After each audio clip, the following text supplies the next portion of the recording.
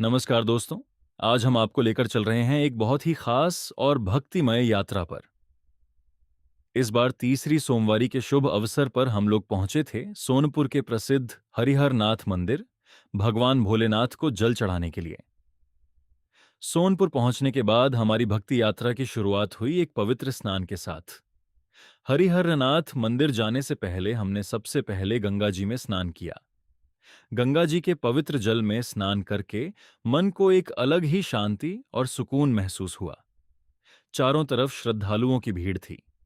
सभी लोग गंगा जी में स्नान करके भगवान भोलेनाथ के दर्शन और जलाभिषेक के लिए आगे बढ़ रहे थे। गंगा जी में स्नान करने के बाद हमने पूजा की तैयारी की और हरिहरनाथ मंदिर की तरफ बढ़ चले। जैसे ही हम मंदिर के आसपास पहुंचे, वहां का नजारा देखकर हम समझ गए कि आज यहां कितनी बड़ी संख्या में श्रद्धालु पहुंचे हुए हैं।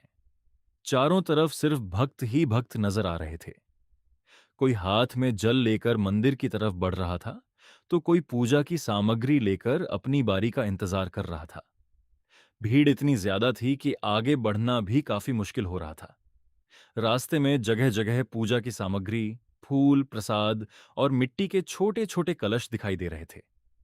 हर तरफ भगवान भोलेनाथ के जयकारे और भक्ति का माहौल बना हुआ था। हम भी इसी भीड़ का हिस्सा बनकर धीरे धीरे मंदिर की तरफ बढ़ते रहे।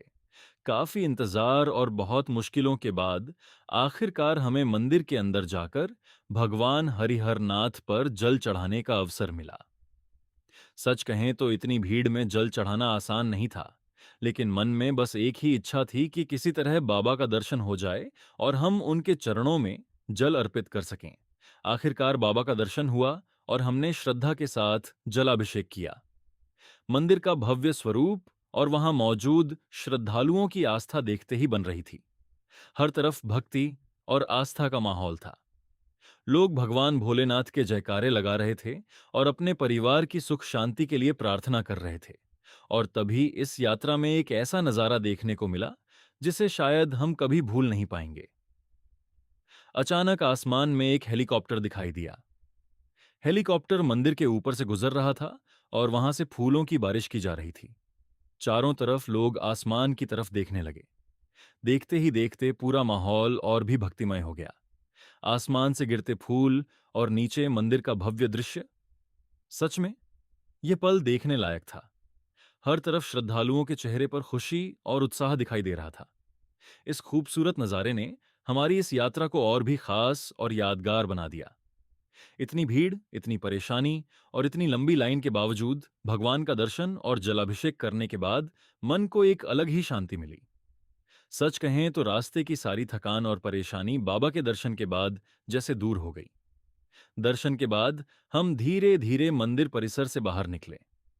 बाहर भी श्रद्धालुओं की भारी भीड़ थी और हर तरफ भक्ति का माहौल बना हुआ था। तीसरी सोमवारी पर हरिहर नाथ मंदिर की यह यात्रा हमारे लिए बहुत ही यादगार रही।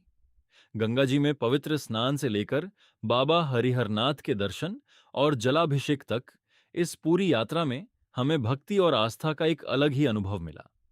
भगवान भोलेनाथ से बस यही प्रार्थना है कि सभी भक्तों की मनोकामनाएं पूरी हों और सबके जीवन में सुख, शांति और समृद्धि बनी रहे। हर हर महादेव। जय बाबा हरिहरनाथ।